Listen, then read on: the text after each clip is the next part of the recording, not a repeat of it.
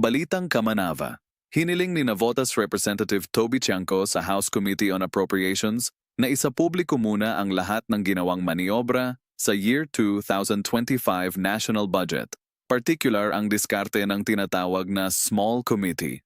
Ang pagsasapubliko ng diskarte at maniobra sa Year 2025 budget ang siyang unang hakbang sa tunay na reforma sa proseso sa pagbabudget. Binigyang diin niya na bago talakayin ang 2026 budget, kailangang maging tapat muna ang Kongreso sa kung paano iminaniobra ang Year 2025 budget. Sa lahat ng bagay, bago humingi ng bagong budget, dapat munang ipakita kung paano ginastos ang nakaraang budget.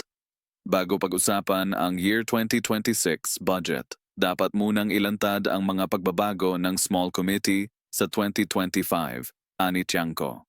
Dagdag pa niya, kapag nabuo na ng Appropriations Panel ang tinatawag nitong Subcommittee on Budget Amendments Review, ang pangunahing tungkulin nito ay siyasatin at ibunyag ang mga isinisingit na pagbabago ng Small Committee Year 2025 budget.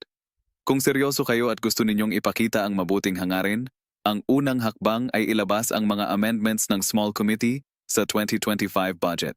Kung ayaw nilang ilabas, kalokohan lang iyan, ani Tiangco sa isang panayam.